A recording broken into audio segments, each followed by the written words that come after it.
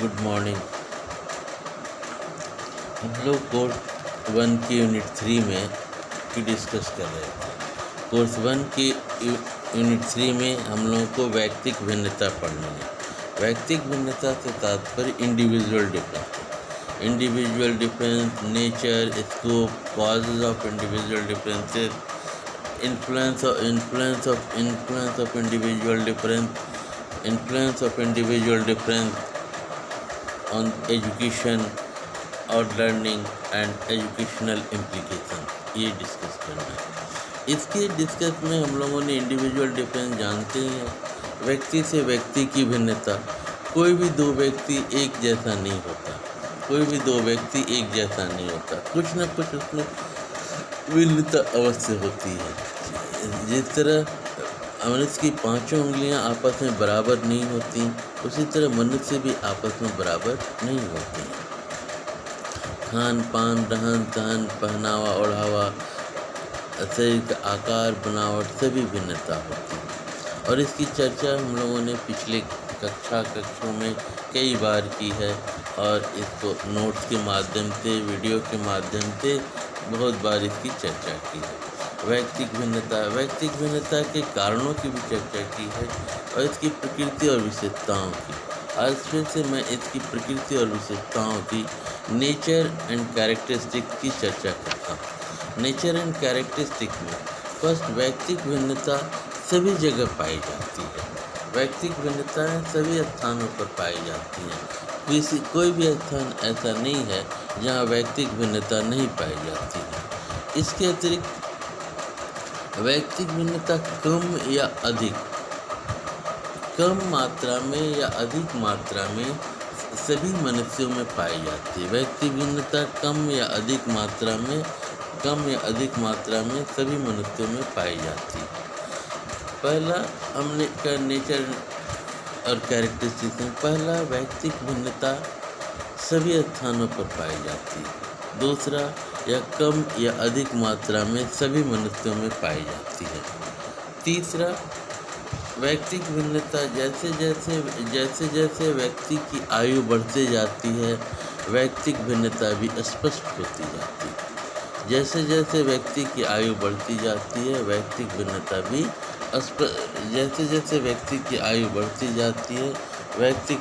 भी स्पष्ट होती जाती है। जैसे जैसे व्यक्ति की आयु बढ़ती जाती है, वैयक्तिक भिन्नता भी स्पष्ट होती जाती है। इसी पहला, यह सभी स्थानों पर पाई जाती है। कम या अधिक मात्रा में सभी मनुष्यों में पाई जाती है। जैसे जैसे व्यक्ति की आयु बढ़ती जाती है, वैयक्तिक भिन्नता स्पष्ट होती जाती है। वैयक्तिक भिन्नता का मूल आनुवंशिकता होता है और वैयक्तिक भिन्नता पर वातावरण का भी प्रभाव पड़ता है। वैयक्तिक भिन्नता पर वातावरण का, विभिन्न गुणों के संगठन का भी प्रभाव पड़ता है। जो भी गुण व्यक्ति के अंदर संगठित होते हैं, उन्हें के संगठन में आनुपातिक वैयक्तिक भिन्नता पाई जाती है। जो भी गुण व्यक्ति के अंदर संगठित होते हैं, उनके संगठन में आनुपातिक भिन्नता पाई जाती है। व्यक्ति के विभिन्न गुणों का जो संगठन होता है, उसमें विभिन्न गुणों की क्रियाशील में अंतर पाया जाता है। हर एक व्यक्ति में आंतरिक और अंतर्वैयक्तिक भिन्नता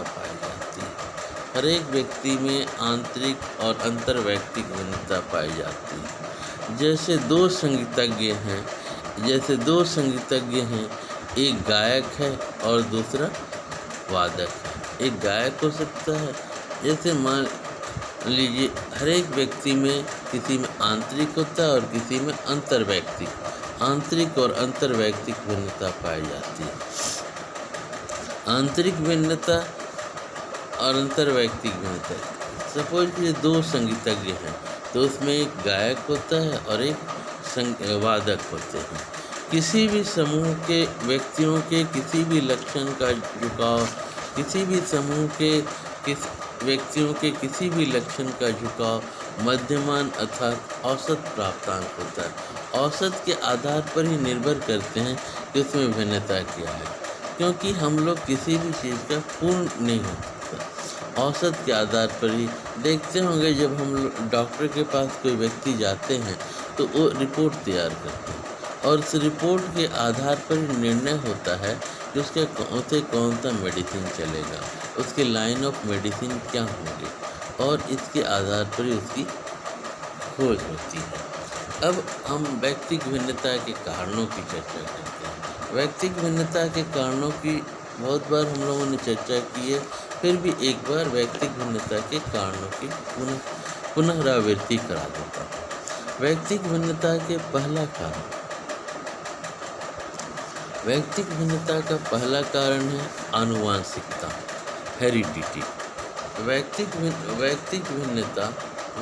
भिन्नता का मुख्य कारण आनुवांशिकता है। जैसे जैसे सभी वैज्ञानिकों ने यह सिद्ध किया है कि शारीरिक, मानसिक तथा चारित्रिक सभी विशेषताओं का प्रमुख कारण आनुवांशिकता है, और व्यक्तियों की शारीरिक, मानसिक तथा चारित्रिक विशेषताओं का प्रमुख कारण आनुवांशिकता ही है। भिन्न भिन्न गुणों का संक्रमण एक पीढ़ी से दूसरी पीढ़ी में होता है, और इन्हीं कारण आनुवांशिकता में भिन्नता पाई जाती है। जैसे तीव्र बुद्धि के माता पिता की संतानें तीव्र होती है, मंद बुद्धि के माता पिता की संतानें मंद होती हैं, ऐसा होता है। और कभी कभी एक ही माता पिता की संतानों में विभिन्नता होती है। ये मानसिक शक्तियाँ, स्वभाव और अन्य गुणों में एक दूसरे के कुछ न कुछ भिन्नता अवश्य पाई जाती है। यह आनुवांशिकता ही है। ये सभी आनुवांशिकता के कारण होते हैं। ये सब आनुवांशिकता के कारण होते हैं। इसके पश्चात है वातावरण एडजस्टमेंट। वातावरण का प्रभाव भी पड़ता है। आदमी जिस वातावरण में पलता बढ़ता है, उस वातावरण का प्रभाव पड़ता है। हम लोगों ने 5 जून को पर्यावरण दिवस मनाया था। उस समय बहुत विद्वानों ने चर्चा की थी। पर्यावरण परि प्लस आवरण, हमारे आसपास का वातावरण। जिस प्रकार हमारे आसपास का वातावरण होता है, उस वातावरण का प्रभाव हम पर पड़ता है। वातावरण से तात्पर्य उन सब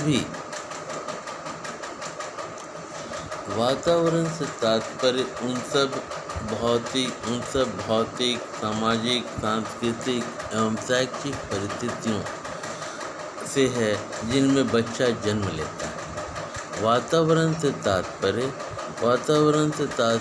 उन सब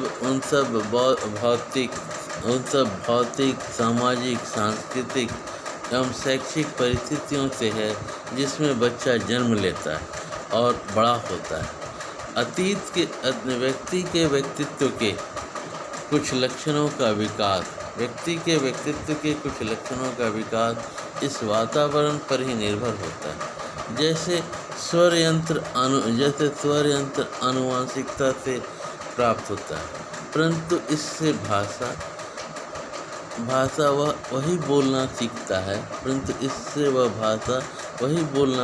है जो उसके वातावरण में बोली जाती है, या जीवित वातावरण में सिखाई जाती है, या शैक्षिक वातावरण में सिखाई जाती है। इसी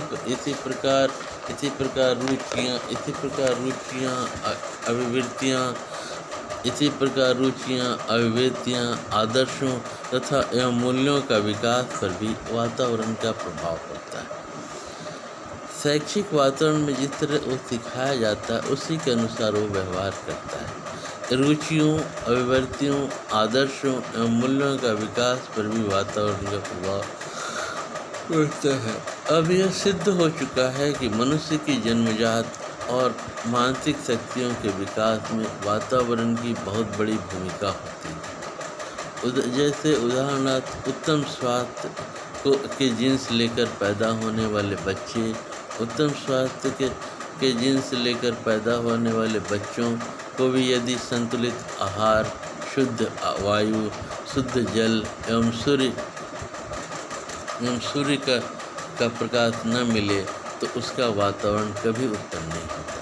पहला हम लोगों ने चर्चा की आनुवंशिकता की कि जैसा, और दूसरा वातावरण। व्यक्तिगत भिन्नता के कारणों में दो बिंदुओं की अभी तक हम लोगों ने चर्चा की। पहले बिंदु थी आनुवंशिकता। आनुवंशिकता से तात्पर्य जिस प्रकार के जीन्स का प्रभाव पड़ता है। तीव्र बुद्धि वाले बालकों, तीव्र बुद्धि के माता पिता के बच्चे तीव्र बुद्धि के होते हैं।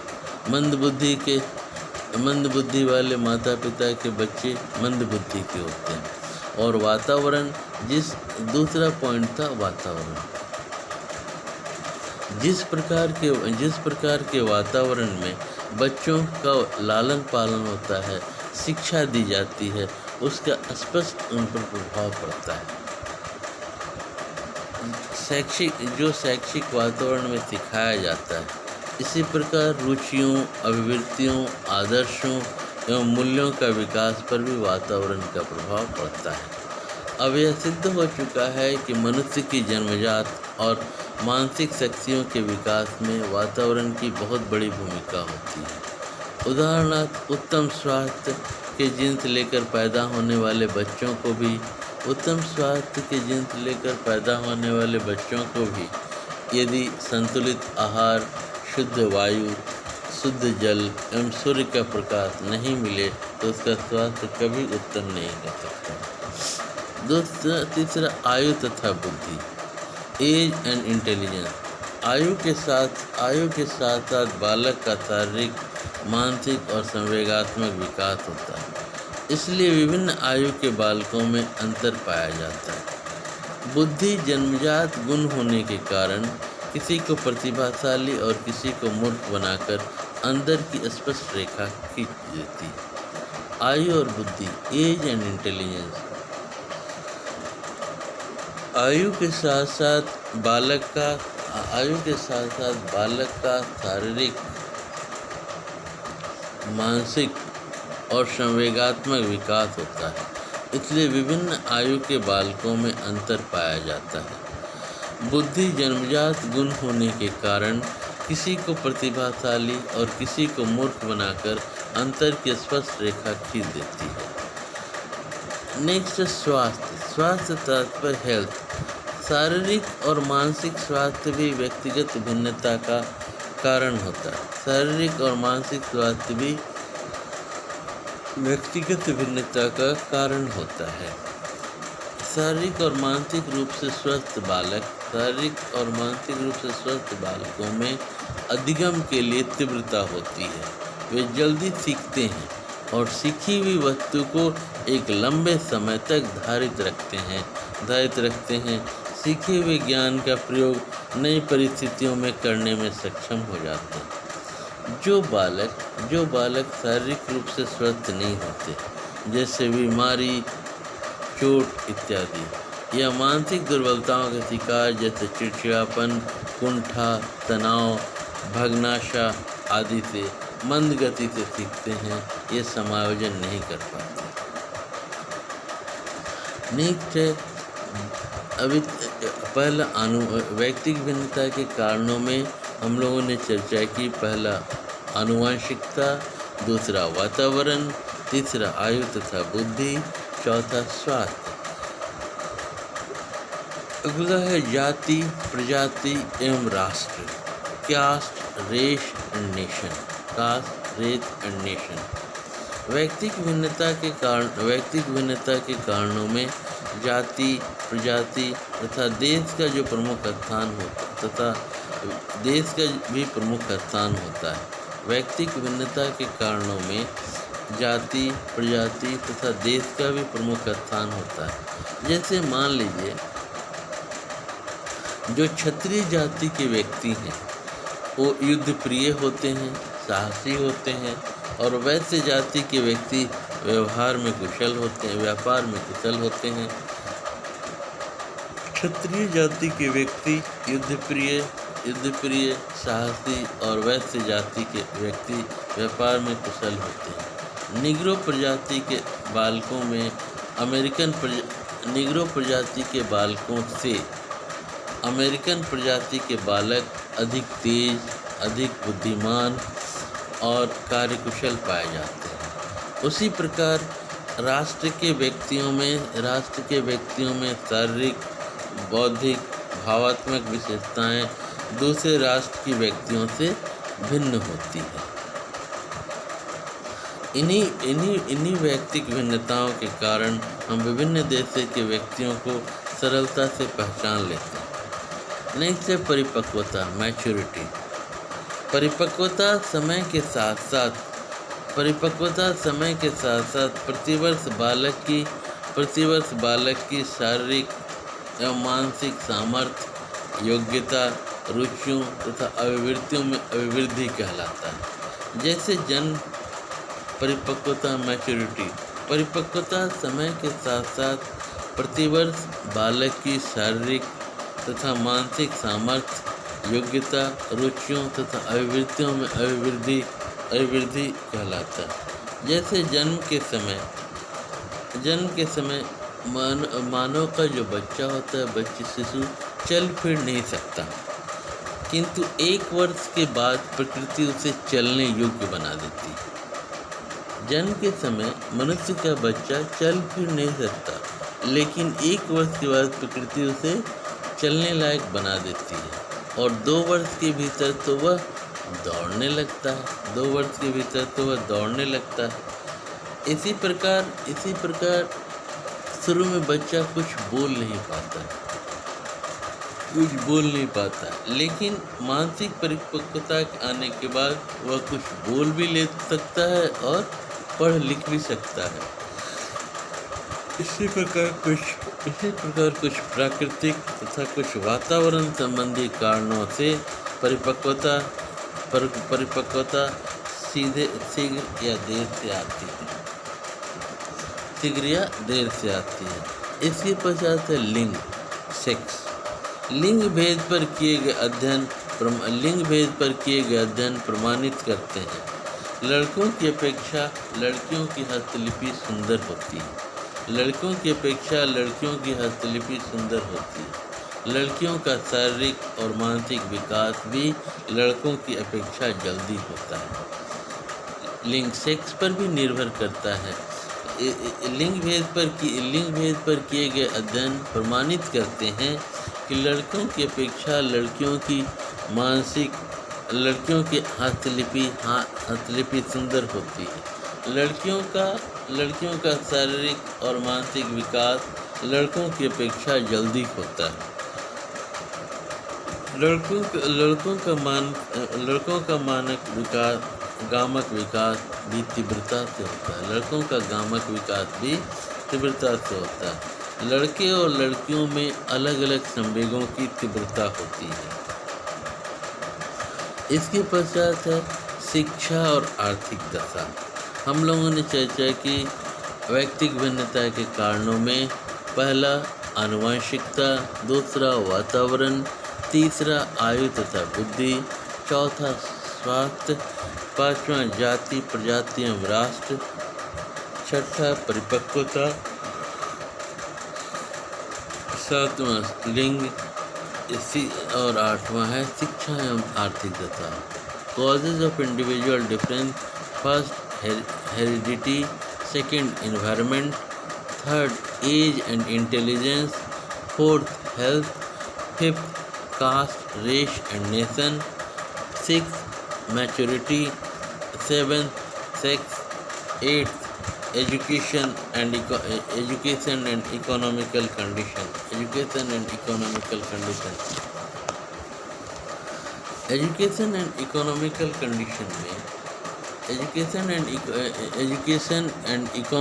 condition में फर्स्ट शिक्षा तथा आर्थिक दशा दोनों व्यक्तियों में भिन्नता का प्रमुख कारण बनती है। भिन्नता जिस व्यक्ति को शिष्ट, गंभीर, विचारशील, और वातावरण और व्यवहार कुशल बनाती है।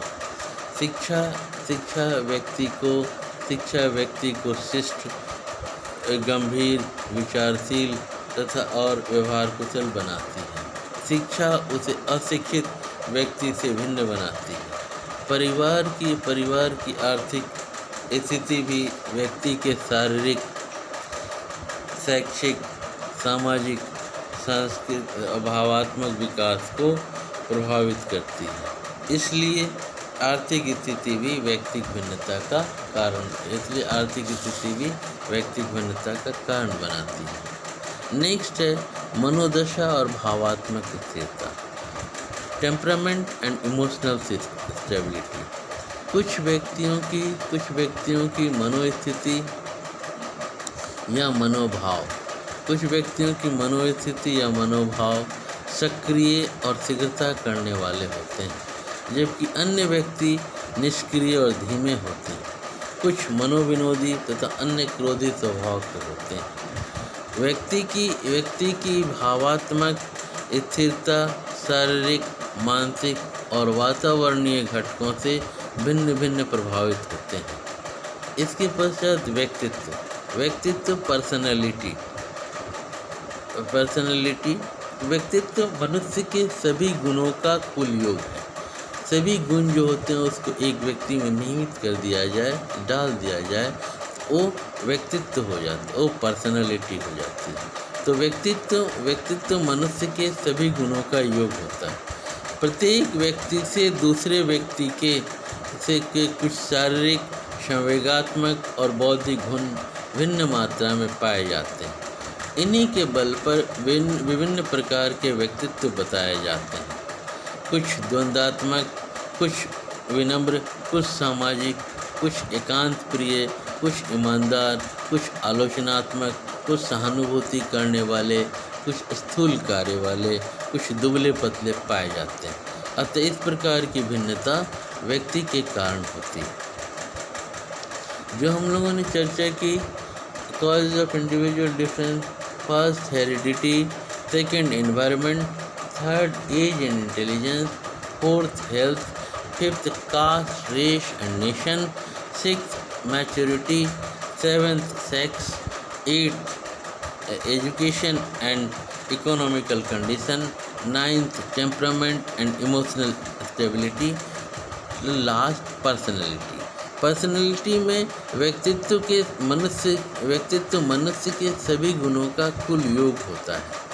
प्रत्येक व्यक्ति में दूसरे व्यक्ति से कुछ शारीरिक, कुछ संवेगात्मक और कुछ बौद्धिक गुण भिन्न मात्रा में पाए जाते हैं।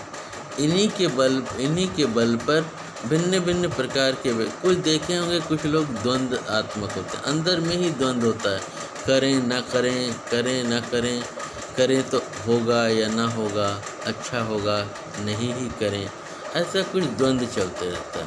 कुछ विनम्र स्वभाव के होते हैं, कुछ सामाजिक होते हैं, कुछ एकांत प्रिय होते हैं, कुछ एकांत में ही अपना एलोन लें, कुछ ईमानदार होते हैं, कुछ बेईमान होते हैं, कुछ आलोचनात्मक होते हैं, कुछ सहानुभूति करने वाले होते हैं, कुछ स्थूल कार्य और कुछ दुबले पतले पाए जाते हैं। अतः इस प्रकार की भिन्नता व्यक्तित्व के कारण होती है।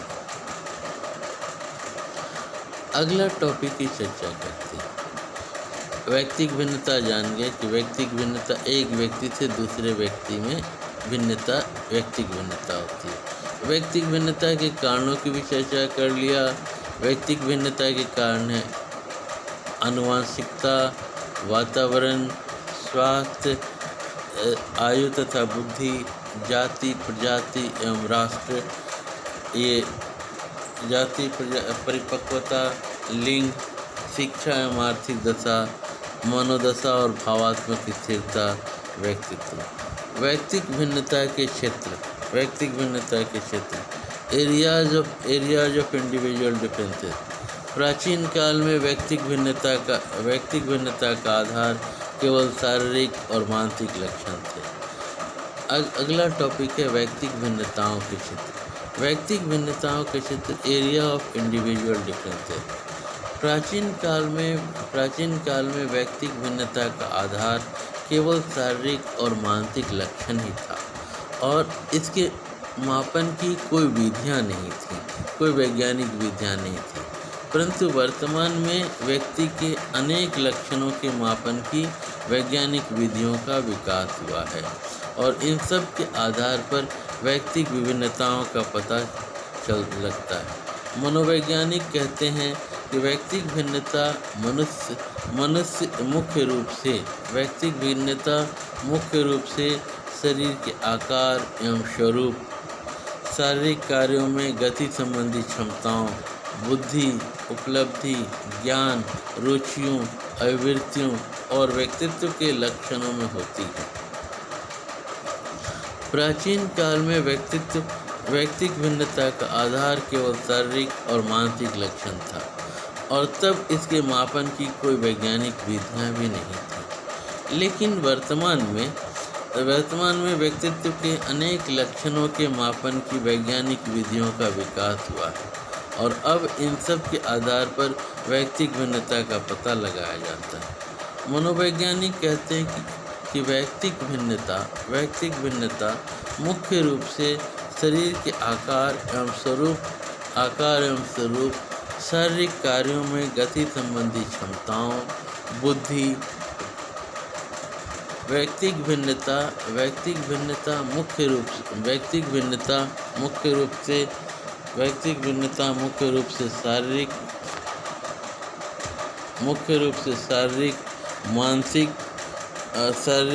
मानसिक व्यक्तिक भिन्नता मुख्य रूप से शरीर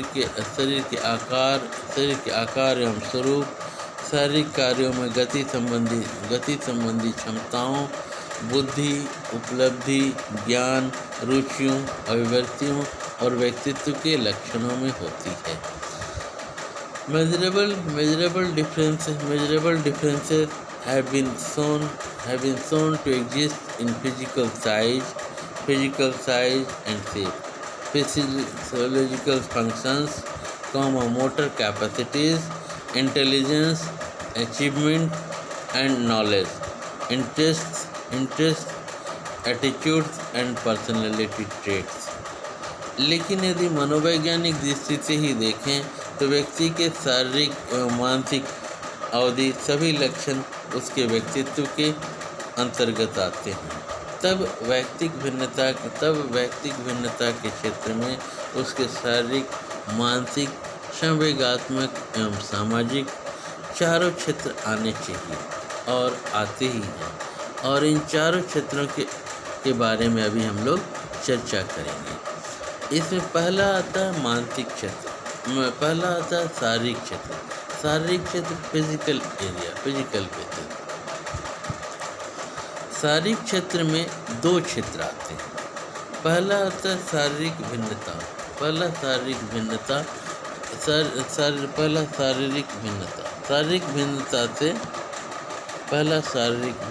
फिजिकल डिफरेंस है।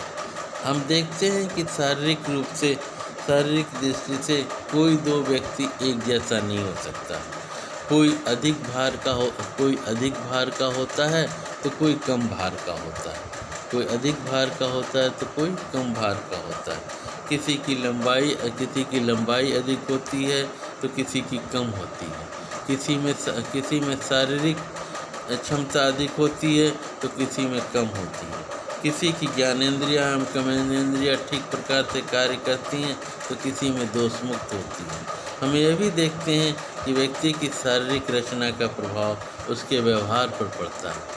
वर्तमान में शारीरिक रचना के वे सब तत्व जिनका मापन किया जा सकता है व्यक्तिक भिन्नता के क्षेत्र में आते हैं। वर्तमान में पहला हम शारीरिक भिन्नता, शरीर का आकार, रंग, स्वरूप भिन्न होता है। कोई अधिक भार का होता है, कोई कम भार का होता है। किसी की ऊंचाई अधिक होती है, किसी की लंबाई अधिक होती है, किसी की लंबाई कम होती है।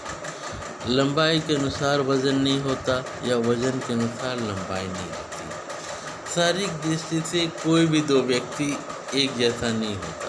कोई अधिक भार का होता है तो कोई कम भार का होता है।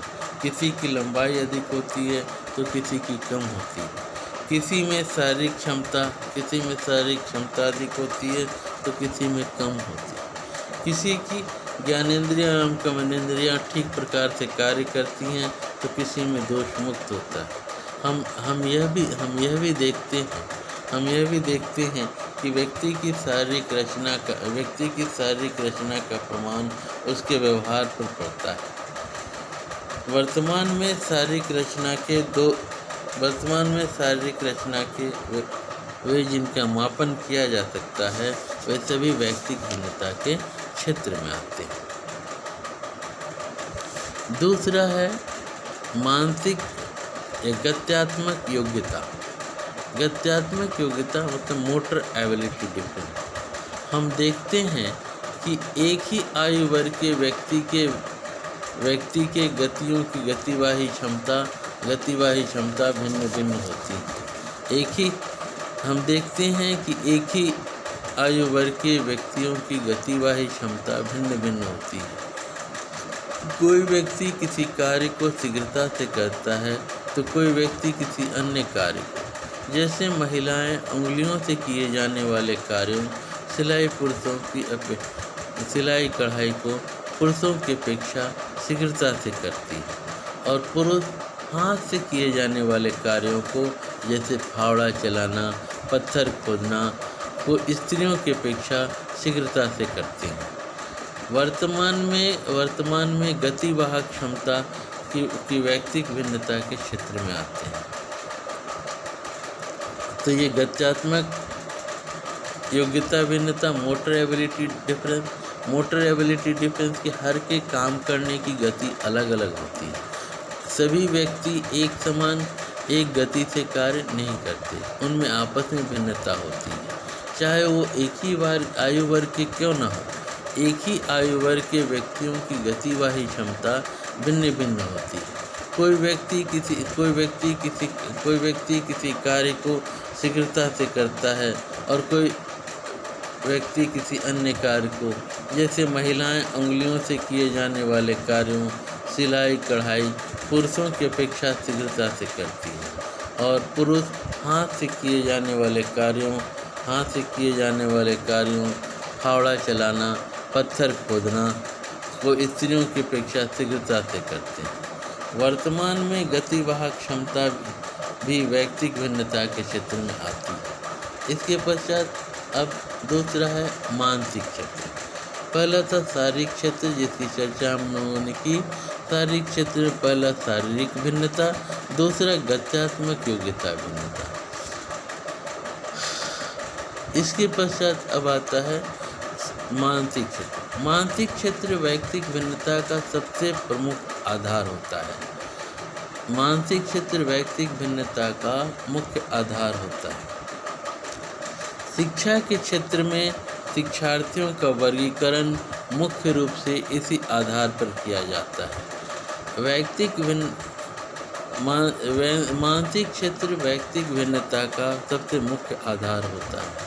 शिक्षा के क्षेत्र में शिक्षार्थियों का वर्गीकरण मुख्य रूप से इसी आधार पर किया जाता है।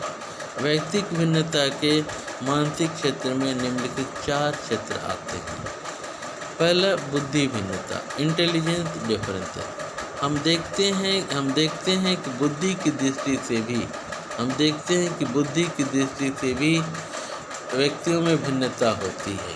आईक्यू लेवल अलग अलग होता है, आईक्यू डिफरेंसेस अलग अलग होता है। वर्तमान में बुद्धि व्यक्तिगत भिन्नता का मुख्य आधार मानी जाती है। दूसरा उपलब्धि भिन्नता, अचीवमेंट डिफरेंसेस। सबकी उपलब्धि अलग अलग होती है, वो अलग अलग उपलब्धि भी व्यक्तिगत भिन्नता का एक आधार के रूप में कार्य करती है। व्यक्तिगत अचीवमेंट डिफरेंसेस, यह समझा जाता है कि शिक्षार्थियों की परीक्षा में उपलब्धि उनकी बुद्धि पर निर्भर करती है और किसी सीमा तक यह सत्य भी है, परंतु यह उपलब्धि बुद्धि के साथ साथ उनकी विषय में रुचि, अध्ययन की आदत और अध्ययन की परिस्थितियां आदि पर भी निर्भर करती है। यही कारण है कि कुछ बच्चों की बुद्धि लब्धि अधिक होती है और उनकी शैक्षिक उपलब्धि अपेक्षाकृत कम होती है, और कुछ बच्चों की बुद्धि लब्धि कम होते हुए भी उनकी शैक्षिक उपलब्धि अपेक्षाकृत अधिक होती है। वर्तमान समय में शैक्षिक उपलब्धि एजुकेशनल अचीवमेंट भी व्यक्तिगत भिन्नता का आधार होता है। तीसरा है अभिक्षमता भिन्नता। अभिक्षमता भिन्नता, एप्टीट्यूड डिफरेंसेस। एप्टीट्यूड डिफरेंसेस में तीसरा है अभिक्षमता भिन्नता, एप्टीट्यूड डिफरेंसेस। अभिक्षमता किसी कार्य अथवा व्यवसाय के प्रति जन्मजात रुझान, किसी कार्य अथवा व्यवसाय के प्रति जन्मजात रुझान एवं क्षमता को अभिक्षमता कहते हैं। यह भिन्न भिन्न व्यक्तियों में भिन्न भिन्न होती है, और किन्हीं में यांत्रिक क्षमता अधिक होती है तो किन्हीं में साहित्यिक क्षमता अधिक होती है, और किन्हीं में कलात्मक अभिक्षमता होती है आदि। एक ही अभिक्षमता वाले भिन्न भिन्न व्यक्तियों में इसकी माप भिन्न भिन्न होती है। छात्रों को व्यावसायिक निर्देशन मूल रूप से अभिक्षमता के आधार पर ही किया जाता है।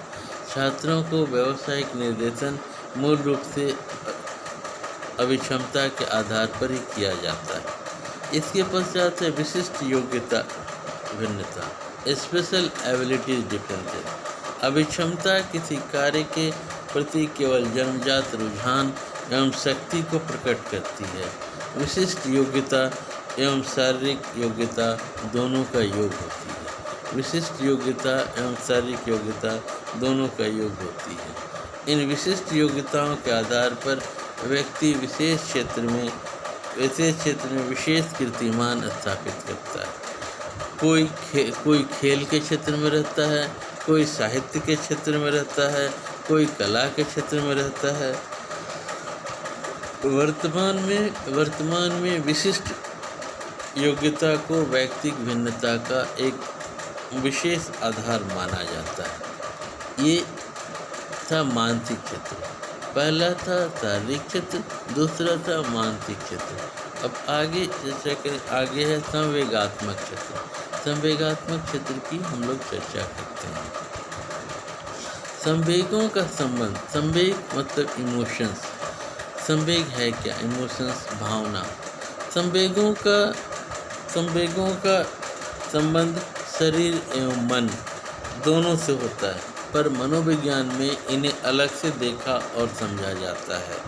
संवेगात्मक क्षेत्र, इसका संबंध शरीर और मन दोनों से होता है। जैसे पहला संवेगात्मक भिन्नता, इमोशनल डिफरेंसेस। शुरू में बच्चों का संवेगात्मक विकास इमोशनल डिफरेंसेस लगभग एक समान होता है, लेकिन जैसे जैसे वे बड़े होते जाते हैं उनके संवेगों में परिवर्तन होता जाता है। प्रारंभ में बच्चों का संवेगात्मक विकास लगभग समान रूप से होता है, पर जैसे जैसे वे बड़े होते जाते हैं उनके संवेगों में परिवर्तन होता जाता है और वे परिवर्तित संवेग स्थिर होते जाते हैं। कुछ बच्चे भयभीत रहने लगते हैं, कुछ बात बात पर क्रोध करने लगते हैं और कुछ सदैव चिंताग्रस्त रहते हैं और आदि। और इन संवेगों से उनके व्यक्तित्व एवं व्यवहार पर प्रभाव पड़ता है। वर्तमान में इनके मापन की विधियां भी विकसित की गई हैं और इन विधियों से प्राप्त अंकों के आधार पर व्यक्तियों में अंतर पाया जाता है। तो हम लोग चर्चा कर रहे हैं संवेगात्मक भिन्नता की, इमोशनल डिफरेंसेस। शुरू में बच्चों का संवेगात्मक विकास लगभग एक समान रूप से होता है, पर जैसे जैसे वे बड़े होते जाते हैं उनके संवेगों में परिवर्तन होता जाता है और ये परिवर्तित संवेग स्थिर हो जाते हैं। कुछ बच्चे भयभीत रहने लगते हैं, कुछ बात बात पर क्रोध करने लगते हैं और कुछ हमेशा चिंताग्रस्त रहते हैं आदि। और इन संवेगों से उनके व्यक्तित्व पर तो प्रभाव पड़ता ही है, साथ ही साथ उनके व्यवहार पर भी, बिहेवियर पर भी प्रभाव पड़ता है। वर्तमान में इसके मापन की विधियां भी विकसित की गई हैं और इन विधियों से प्राप्त प्राप्तांकों के आधार पर व्यक्तियों में अंतर पाया जाता है। अगला है रुचियों में भिन्नता, इंटरेस्ट डिफरेंस।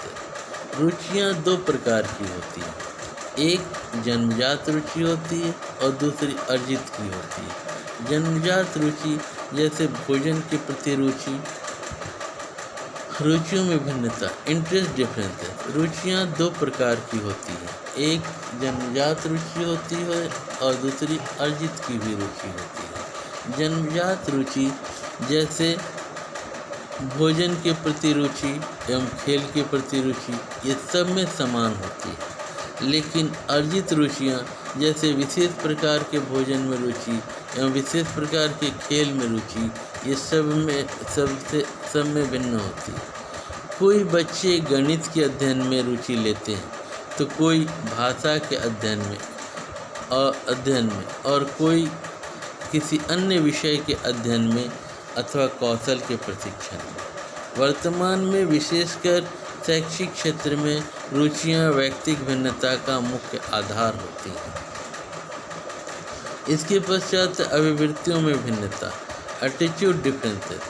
किसी उद्दीपक, वस्तु, व्यक्ति, क्रिया अथवा विचार आदि के प्रति धनात्मक अथवा ऋणात्मक तीव्र अनुक्रिया करने की प्रवृत्ति को अभिवृत्ति कहा जाता है। अभिवृत्तियों में भिन्नता, एटीट्यूड डिफरेंसेस।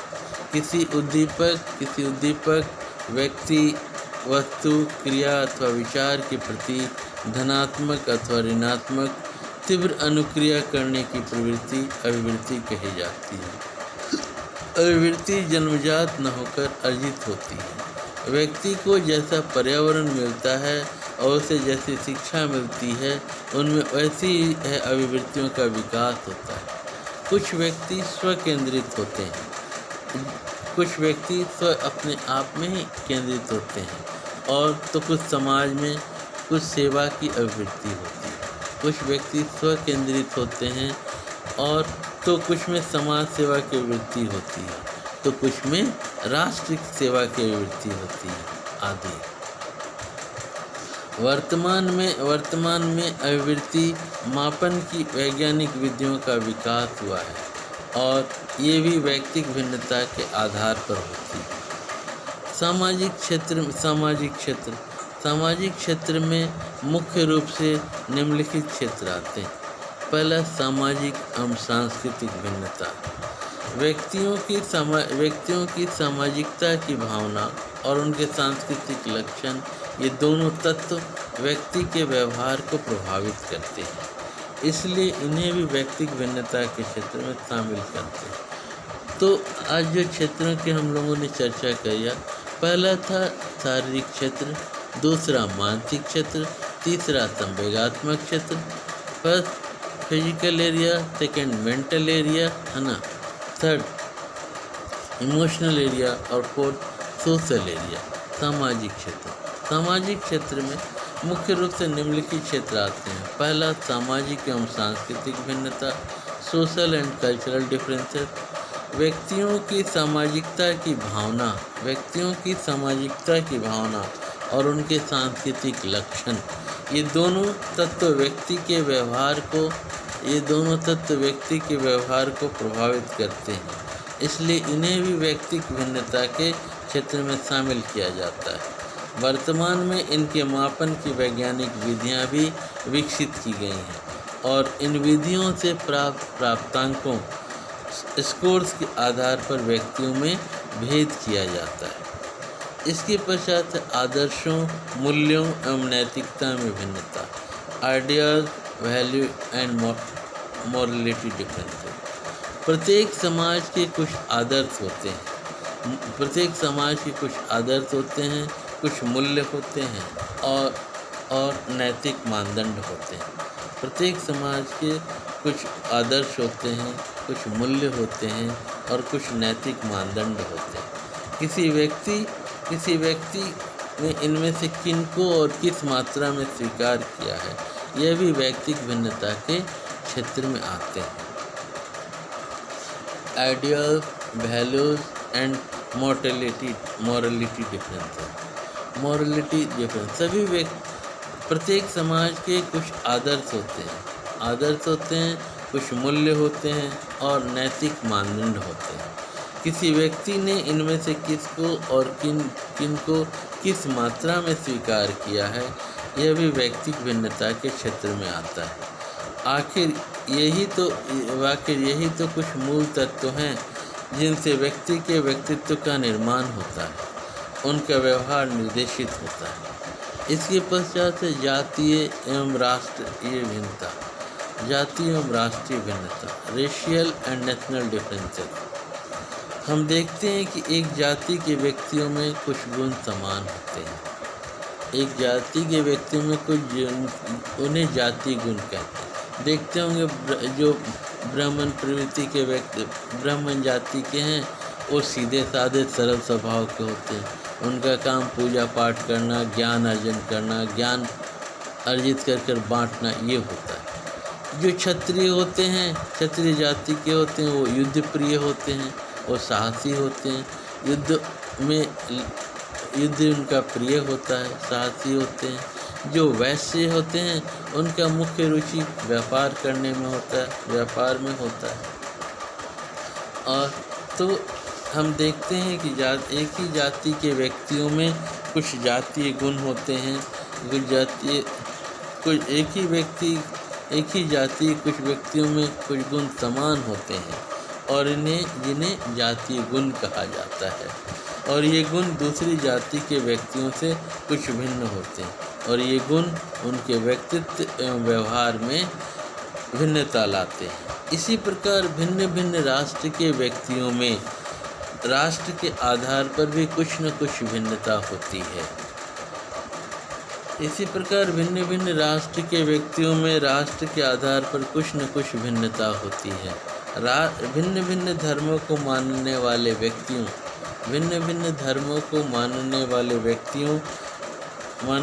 व्यक्तियों में भी भिन्नता होती है। वर्तमान में इन सबको व्यक्तिगत भिन्नता का आधार माना जा सकता है। इसके पश्चात है आत्म धारणाओं में भिन्नता, सेल्फ कॉन्सेप्ट डिफरेंस। व्यक्ति की अपने विषय में जो धारणा, ठोस विचार होती है, उसे आत्म धारणा अथवा आत्म संप्रत्यय कहते हैं। कुछ व्यक्ति अपने बारे में यह सोचते हैं कि वे बड़े योग्य हैं। आत्म धारणाओं में भिन्नता, सेल्फ कॉन्सेप्ट डिफरेंसेस। व्यक्ति को अपने विषय में जो धारणा, ठोस विचार होती है, उसे आत्म धारणा अथवा आत्म संप्रत्यय कहते हैं। कुछ व्यक्ति अपने बारे में यह सोचते हैं कि वे बड़े योग्य होते हैं, समाज में उन्हें बड़ी प्रतिष्ठा प्राप्त है, और कुछ इसके ठीक विपरीत सोचते हैं। आत्मधारणा का सभी व्यक्तियों में बड़ा महत्व होता है। चाहे व्यक्ति योग्य होने के बाद अपने को योग्य मानता है, अथवा योग्य होने के बाद भी अयोग्य मानता है, अथवा अयोग्य होने के बाद भी अयोग्य मानता है, अथवा अयोग्य होने के बाद भी योग्य मानता है, इत्यादि। आत्मधारणा व्यक्ति के व्यक्तित्व को बहुत प्रभावित करती है। आत्मधारणा व्यक्ति के व्यक्तित्व को बहुत प्रभावित करती है। कुछ वर्तमान में इसे भी व्यक्तिगत भिन्नता के क्षेत्र में सम्मिलित किया जाता है। इसके पश्चात है व्यक्तिगत भिन्नता का शैक्षिक निहितार्थ। आप लोगों को सिलेबस में पढ़ना है व्यक्तिगत भिन्नता का शैक्षिक निहितार्थ, educational implication of individual differences. शिक्षा के क्षेत्र में मनोविज्ञान ने क्रांतिकारी परिवर्तन किए हैं। पहले शिक्षा अध्यापक केंद्रित होती थी। मनोविज्ञान ने शिक्षा को बाल केंद्रित स्वरूप प्रदान कर दिया है। पहले शिक्षा मनोवैज्ञानिक होती थी।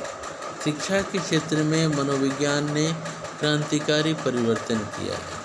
पहले शिक्षा अध्यापक केंद्रित होती थी, टीचर सेंट्रलाइज्ड होते थे, जैसा टीचर चाहते थे वैसा ही पढ़ाते थे।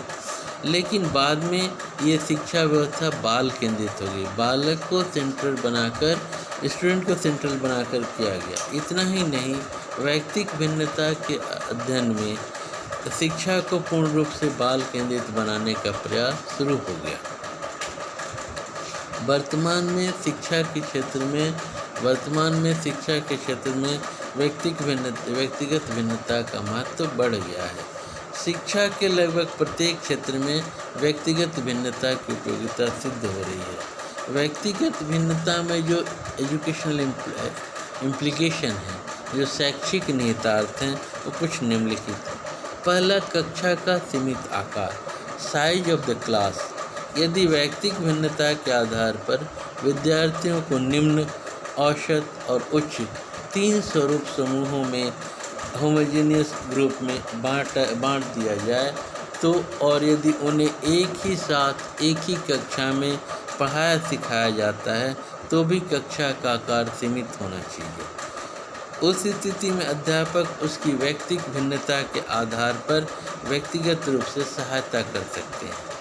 शिशु स्तर पर एक कक्षा वर्ग में 25, बाल स्तर पर 30, किशोर स्तर पर 40 और उसके ऊपर 50 से अधिक विद्यार्थियों की संख्या नहीं होनी चाहिए।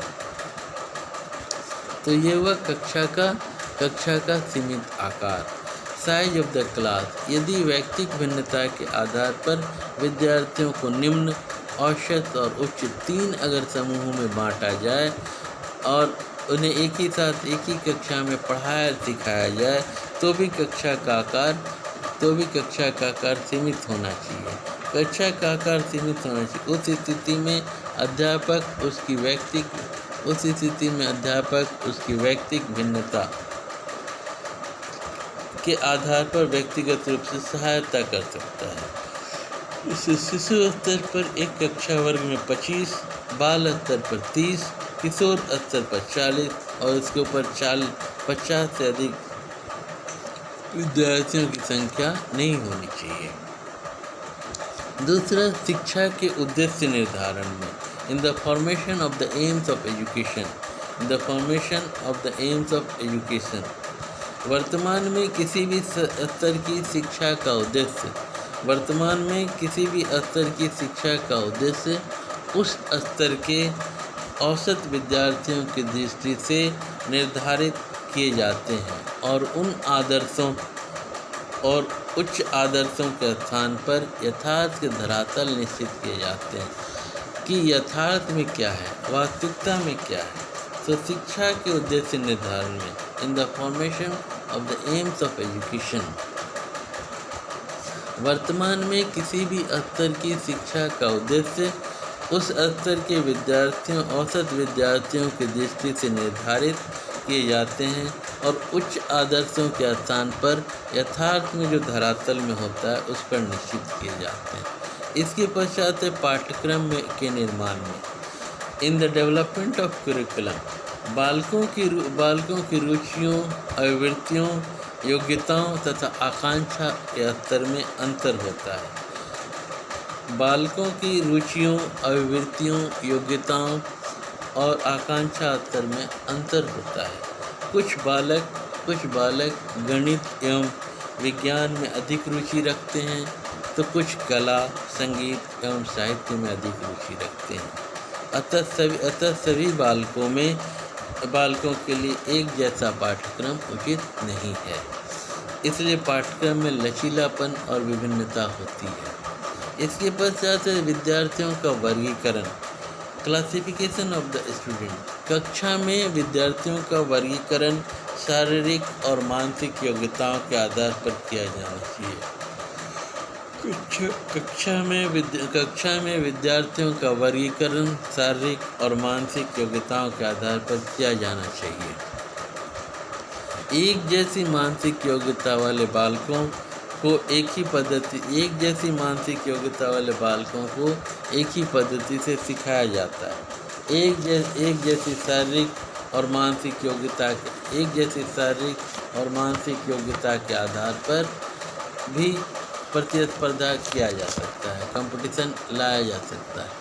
तो विद्यार्थियों का वर्गीकरण। कक्षा में विद्यार्थियों का वर्गीकरण शारीरिक और मानसिक योग्यताओं के आधार पर किया जाता है, किया जाना चाहिए। एक जैसी मानसिक योग्यता वाले बालकों को एक ही पद्धति से सिखाया जा सकता है और एक जैसी शारीरिक और मानसिक योग्यता और क्षमता वाले बालकों में स्वस्थ प्रतिस्पर्धा का विकास किया जा सकता है। आज हम लोगों ने चर्चा की व्यक्तिगत भिन्नता के कारण, व्यक्तिगत भिन्नता के क्षेत्र और व्यक्तिगत भिन्नता के शैक्षिक निहितार्थों में हम लोगों ने चर्चा की कक्षा के सीमित आकार, शिक्षा के उद्देश्य निर्धारण में, पाठ्यक्रम के निर्माण में, विद्यार्थियों का वर्गीकरण में।